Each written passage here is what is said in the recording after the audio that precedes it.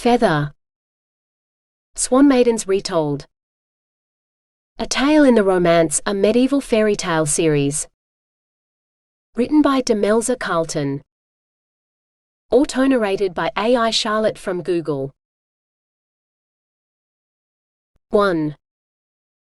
If we don't do it naked, we disrespect the old deities, Swanhild declared, pulling off her shift. Raphael glanced around, then reluctantly removed his tunic. That may be, but if Father Fazio finds us, like he did the others, the whole town will hear of it, and we'll be listening to interminable sermons about chastity and purity for the next month. As his eyes rested on Swanhild's, the lust heating them said a month's worth of sermons was a small price to pay. Father Fazio is afraid of the old pagan groves. He would never venture so far into the forest, and even if he did, the old gods would hide us from his sight, if we worship them properly. Raphael lay down on the grass and stretched his hands out in supplication. It is you I wish to worship, not some god old or new. Come here. Swanhild laughed, stretching her arms above her head to better show off her breasts, before she perched herself astride Raphael's hips. He was ready for her, as always, but she took pleasure in teasing him, rubbing herself against him, until he could take it no more. Today, he seemed to be feasting his eyes on her breasts, as she worked her way to a climax. It came fast today, and she arched her back as she cried out to the forest canopy above. Raphael was rock hard beneath her, but still he didn't enter her. You're so beautiful, he breathed, reaching up to cup her breasts. Marry me, Swanhild. No, she said, grinding against him again. She closed her eyes, pressing down harder. Surely she couldn't be about to climax again. Oh, but she was. She cried out for joy. Marry me so that we may do this every day and every night, he said, staring up at her adoringly. Swanhild laughed. How is that different to what we do now? Come, Raphael, I am about to climax for the third time, and I am doing all the work. The forest floor is fine in summer, he said, caressing her breasts. But when the autumn rains come, or the cold winter snow, I want to be warm, inside. Finally he thrust into her, timing it perfectly to send her over the edge of another climax. With you in our bed. I want you to be my wife, Swanhild. Something about the angle he'd chosen sent waves of pleasure through her, building to another, impossible peak. I care nothing for autumn or winter. What I want is you, her, and now, in this moment, just as we are, now. For the first time they'd timed it perfectly, reaching their peak together. With more practice, they might manage this every time. She cried out his name, but his shout sounded more like, "Marry me, Swanhild." She shook her head as they broke apart, and headed to the small spring that inevitably graced these holy groves, so that she might wash. Wash, dry, dress, it was a ritual of its own, one she'd completed 3 times today, twice in this grove. But they would have to leave soon, to make it home before dark, and any more love-making would have to wait until tomorrow. She hoped he'd come up with a more acceptable marriage proposal before autumn, instead of his heat-of-the-moment demands that would mean nothing when they were clothed once more. At least to most men they meant nothing, or so her mother had said. Promises made in passion were worthless, and her mother would know, for her father had often promised never to beat her again, only to do so the next day. But Raphael was nothing like her father, she reminded herself, as his gentle healer's hand closed around hers. One day he would choose the right moment, and she would see his eyes light up when she said. They'd reached the edge of the forest, and Raphael had dropped to his knees, setting his basket down. He placed hers beside it, so that he might take both of her hands in his. Swanhild, I love you more than the sun in the sky, or the life-giving air that lets us draw breath. I love your body, I love your mind, I love your magic, and I love the sound of your voice. I would give my life to spend whatever moments I might have left with you. I know a witch and an apprentice apothecary are an unlikely match, for while we are apart, we compete for the same customers every day, but when we are together, we are so much more. You are my dearest friend, my only love, and I beg you to become my wife. Please, Swanhild, whether it is today or tomorrow or next year or 100 years from now, promise you will marry me because I love no one else and I never will." She stared into his eyes. This was the moment. "Yes," she breathed. Raphael's mouth dropped open. "What did you say?" Swanhild laughed. "I said yes. My dress is ready and we only need to tell my mother before we may set a date. You'd better make good on your promise to make love to me morning and night though, or I shall have to take you out into the forest and leave you for the old gods to deal with."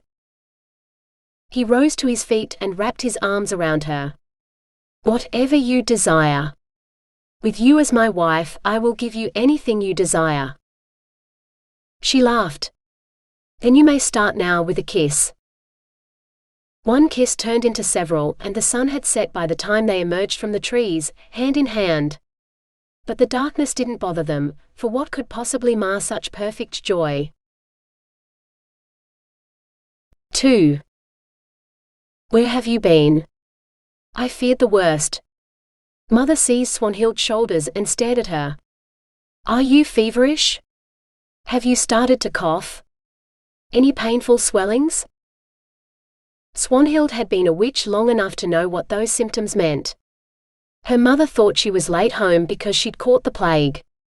"I'm fine," she snapped, trying to pull out of her mother's grasp, but she wouldn't be shaken. "Good, good," Mother said vaguely, staring out into the night. She shook herself.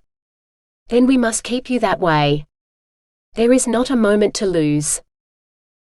She dragged Swanhild out the door and down the road until her boots splashed into the lake. Cold water washed over the top of them, swirling around her toes and threatening to slip off her shoes. She mustn't have fastened them properly, for it seemed her feet were swimming in shoes that had fitted fine in the forest. And why was Mother suddenly growing taller? Water seeped through her sleeves. Swanhild flung her arms up out of the water, but they didn't feel right. Lighter somehow. And she could see both arms at the same time, one on either side, filling her sleeves, no, slipping out of her sleeves. Realization hit her like a punch to the gut. "Mother! Why are you using magic on me?" she cried. "It's the only way to save you. All the swans in the kingdom are protected by the queen, so you shall be safe from hunters too." "What do you mean? What are you protecting me from?" Swanhild tried to say, but only a horrible honking sound came out. Like a swan protecting her nest. "Mother! Fly, fly away. When the plague is gone and it is safe to return, then you may resume your true form. Stand upon this shore, and if it is safe you shall transform. But not before. Be gone." Mother flapped her arms as if to shoo Swanhild away, deeper into the lake. Some primal fear seized Swanhild's innards and she found herself flapping too. Wheeling around, lifting, gliding, her feet left the water and she flew across the surface of the lake, fleeing from her home and everything she'd ever known. She wanted to turn to head back, but the instinct to fly from danger was too strong. One day she would come back. Conquer and command this silly swan form to take her home. For it would be safe to return, she was certain of it. 3. Raphael knew he should go home. He should tell his master, Goiko the apothecary, that he wanted to get married, and ask if he might end his apprenticeship early so that he might start earning enough to support a family. Well, just a wife at first, but the amount of time he spent naked with Swanhild, a family wouldn't be far off. Instead, he lingered outside Swanhild's house. Goiko would not be pleased if he went inside the witch's house, for that is what the master called Swanhild's mother, Tola. On anyone else's lips the word would not have sounded so sour, for even Tola herself was happy to claim the title of being the town witch, but when Goiko said it, it was with the same venom he reserved for demons, fleas and rats. Hence he wanted to be certain Goiko would approve the end of his apprenticeship, before confessing that he planned to marry Tola's daughter. Perhaps the man would be more accepting of the two women if he knew that both possessed real magic, as well as knowing as much about healing and herbs as Goiko himself, but Raphael doubted it. Goiko was a bitter old man who liked to hold a grudge, and Tola had once saved someone's life when Goiko had given up treating them, convinced no potion could possibly work when all he knew had failed. So Tola became that foreign witch who did deals with the devil, at least in Goiko's house, and Raphael was not allowed to speak of her. Yet here she was, bursting out the door of her own home, dragging Swanhild behind her as she hurried down to the lake. So Tola hadn't liked the idea of Swanhild marrying him. For what else could anger the woman so except today's news? Raphael stepped into the shadows so Tola wouldn't see him, before following the pair. There was no way he'd allow his future wife to face her mother's magical wrath alone. Tola dragged Swanhild to the very edge of the lake, then pushed her in. Swanhild stumbled forward at her mother's push, but she didn't lose her footing in the knee-deep waters. Light glinted off a blade in Tola's hand. Raphael opened his mouth to cry out a warning to Swanhild, then almost choked as Tola turned the blade on herself, slashing it across her arm before shifting the blade to the other hand and slicing her other arm too. The knife tumbled from her fingers into the sand at her feet, and Raphael found he could breathe again. Tola meant to cast a spell, not stab her daughter. Only then did Swanhild turn to face her mother, her feet still in the lake. She crouched down, staring up at Tola with a look of horror on her face. Her arms stretched out, splashing the surface of the water as if trying to drive it away. And then she changed. Arms became wings, and her gown slipped off faster than it had when they'd made love in the forest. "Mother! Why are you using magic on me?" she cried. For a moment Raphael saw the woman he loved crouching in the water, wings outspread, and then she was gone. A swan sat there in her place, flapping her wings and honking like she was trying to drive away a predator from her nest. Horror froze his tongue. The swan who had been his betrothed wheeled around and took flight across the lake. Despair freed it. "Mistress Tola, how could you do such a thing to your own daughter?" Tola started to turn, then staggered around to face him. "I would do anything to save her." Raphael saw red. "What in heaven's name would be so bad about her marrying me? I would support her and care for her and love her all the days of my life." "Can you cure the plague, boy?" "The plague? Like the one that wiped out Altino?" "Of course not.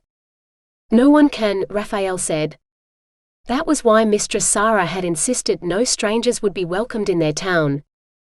And no matter what Elder Ahab or Father Fazio said, there wasn't a man, woman or child in Miroton brave enough to disobey Mistress Sarah." Tola fell to her knees.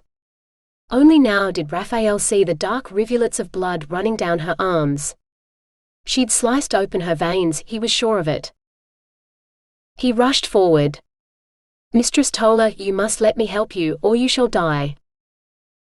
She held up a bloodied hand. "I must do no such thing, boy.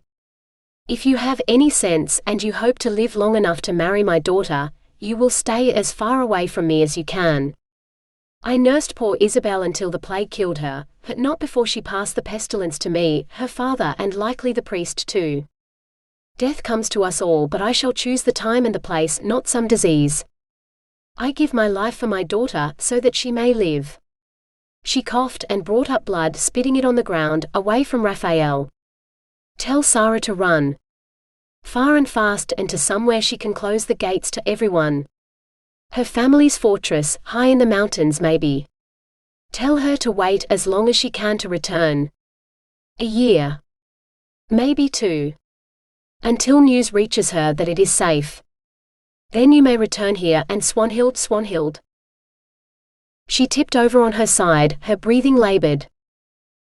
"Mistress Tola, if you would but wrap the sleeve tightly around your arm, it might slow the bleeding. You may yet live."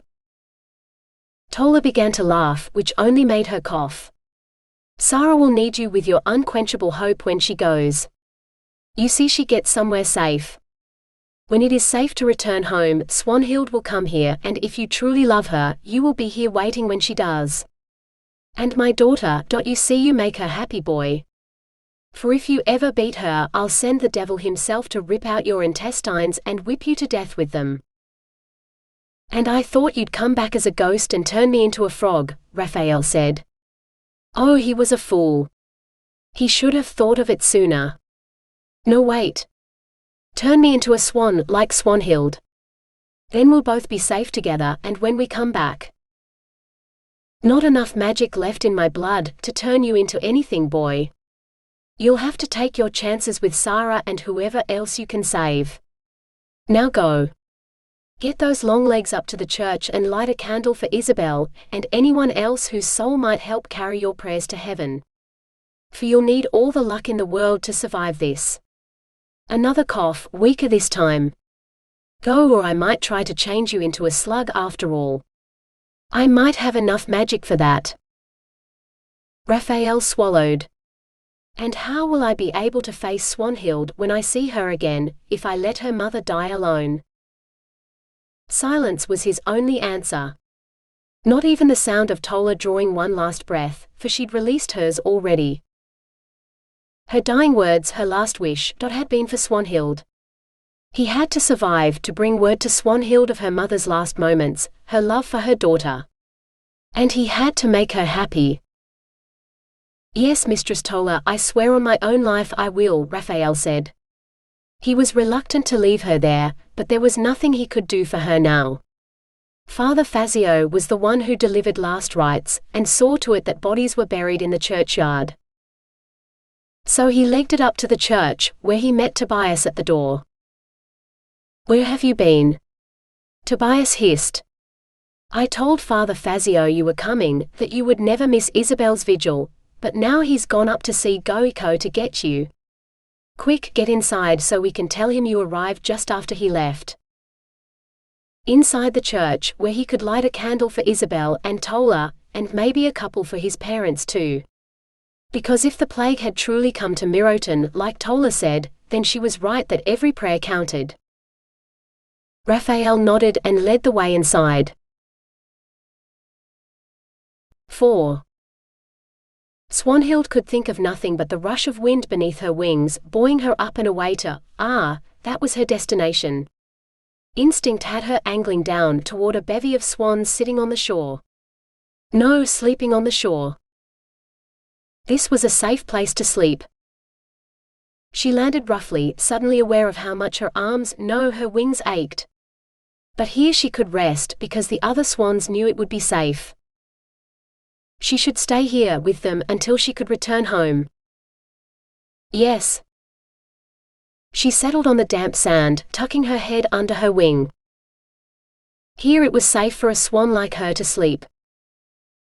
If she'd been herself, Swanhild might have worried about Raphael or her mother or what the future would hold. But a swan saw no further than the next meal, and there was waterweed aplenty in the shallows, so the swan who was once Swanhild slept, as serene as the mirror-like lake that gave Miroton its name. But Miroton was anything but serene. 5. At the end of the vigil, when people started to slip out of the church, Father Fazio stayed standing in front of the altar. He coughed, then said, All the young people of Miroton, I ask but a moment of your time. Children and youths and even adults who are not yet married. Boys and girls alike. I ask you to go home, pack a bag for a week's travel, and return here within the hour. I have a quest, a most holy quest for all of you. You have been chosen to go on a crusade to save Miroton, but you must make haste. Quickly now. Go and pack a bag, then bring it right back here. He shooed them out of the church, his eyes fever bright with the sort of madness Raphael had only seen in those near to death. When the priest coughed again, Raphael was sure of it. Tola had been right. The man was infected by the plague. Raphael drifted out of the church, his mind awash with worry. He didn't surface until someone seized his arm and yanked hard, bringing him face to face with Silvana, the girl whose father owned the mill. She did not look pleased. Raphael held his hands up in surrender. Whatever it is, it wasn't me. She made a disgusted sound. Of course not, you fool. I'd let you go with all the other sheep if I thought this was your doing. Unless you've given the priest some potion that drove him to this madness?" Raphael shook his head. "Never. Mistress Tola said he's infected with the plague." Silvana swore. She turned to Tobias. "Did you know this?" Now it was Tobias's turn to shake his head. "No, this is the first I have heard of it. Where can he have caught it?" Mistress Tola said Isabel had it first, and it spread to her father, and to Father Fazio. Silvana's brow furrowed further. "Does Mistress Sarah know? Someone must tell her." Raphael did not consider himself a coward, but he knew he did not have the courage to bring bad news to Mistress Sarah. "Tobias. She's your mum." Silvana shook her head. "I shall tell her. You two go get your things and get back to the church. Do what you can to keep the others away from Father Fazio and his foolish crusade." She stabbed a finger at Raphael. "They will listen to you because you're the apprentice healer, and they'll listen to Tobias because he's Sarah's son. Don't let him send anyone anywhere." Raphael found himself nodding in agreement. Logically, he knew Silvana was younger than him and he had no need to follow any order she gave, but something had changed in Silvana since her mother died. He couldn't quite define it, but something about her reminded him of Mistress Sarah. Whatever it was, it spoke to something deep inside him that knew she wasn't a woman he should disobey. So he headed home to find Goiko had gone out, so there was no one to question him, gathering his meager belongings into a sack, which he then slung over his shoulder as he headed back to the church. The benches where Mistress Sarah and the other council members sat during Mass had been moved aside, so only the stone floor came between Raphael and the altar where Father Fazio stood. The children who'd already arrived, and yes, some of them were definitely children, for the youngest could not have been a day more than 6 years old, stood huddled in the corner nearest the door, half hidden behind the holy water font. Raphael waited a while before Tobias finally returned, with a frown upon his face and a bulging sack in each hand. When they were younger, Raphael might have taunted him for having so many things. Now, he was torn between bitterness and embarrassment that he'd even been tempted to say something so petty.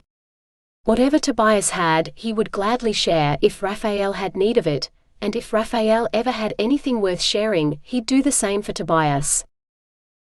"What's wrong?" Raphael asked instead, when his friend's frown only deepened. "I couldn't find Mother. She wasn't at home and the fire had almost died out. It's not like her." Raphael shrugged. Maybe she had to go help someone right after the vigil, and she didn't have time to go home or mend the fire. "It's not like we'll need it tonight, for it's still summer." "Ah, so that's why Silvana said she'd tell her about Father Fazio's crusade. Perhaps she knew where your mother went, and she's gone to find her." Tobias relaxed. "You're probably right. It's just, Mother worries so, and I hate to worry her if she returns and I'm not home. She..." Father Fazio coughed loudly, drawing all eyes to him. "Come closer, children.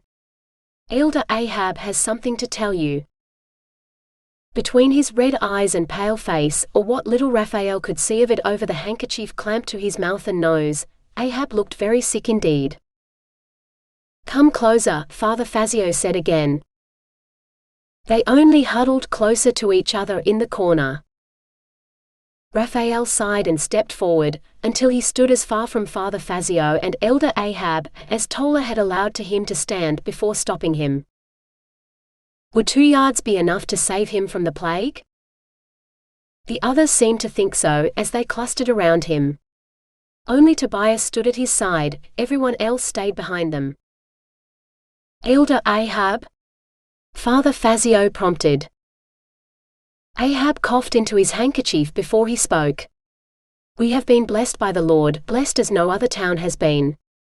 And if we are to thank him properly for this blessing, it must be with grateful hearts that fully accept him and all he offers us. He sent us a sinner whose soul is so heavy, it is a wonder he can walk beneath the weight of such evil. But we will see through his evil and turn it into good.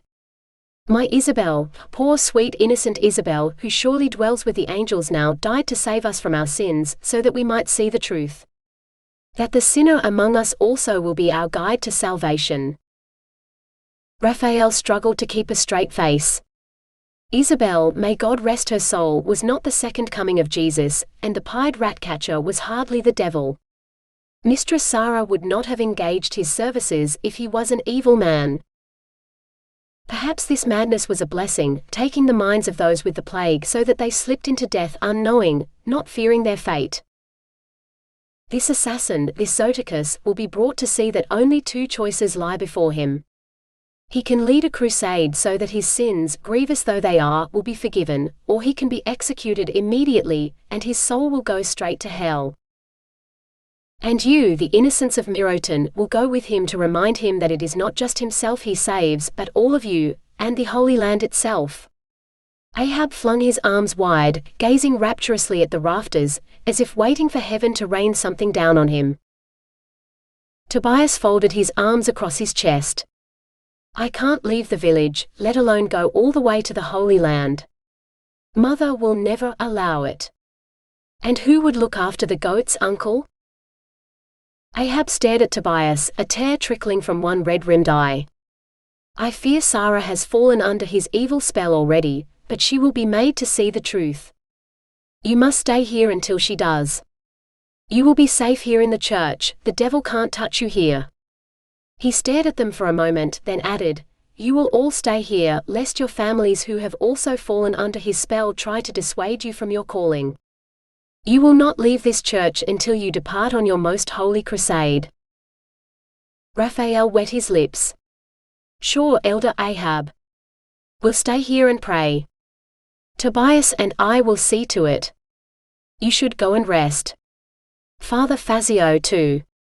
We will keep vigil. At least until no one was watching, and then they'd make good their escape.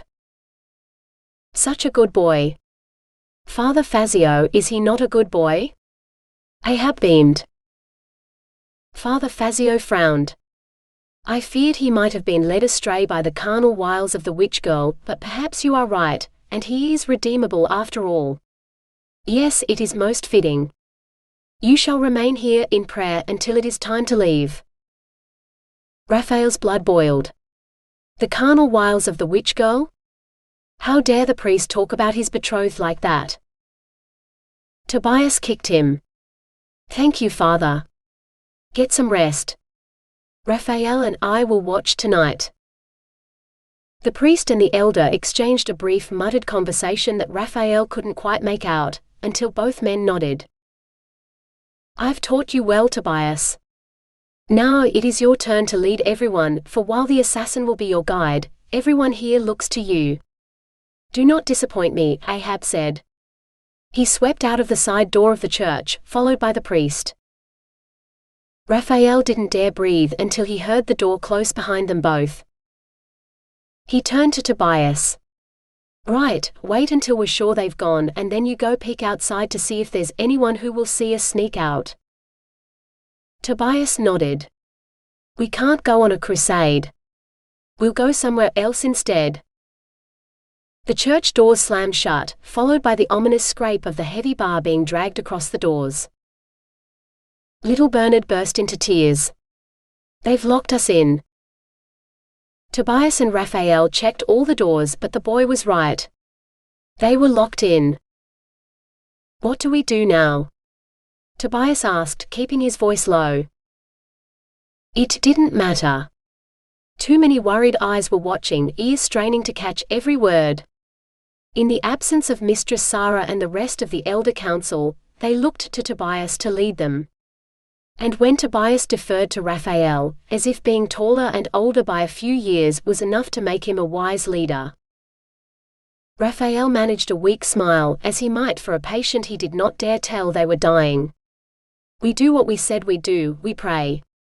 Pray that we find a way out of this and survive the plague.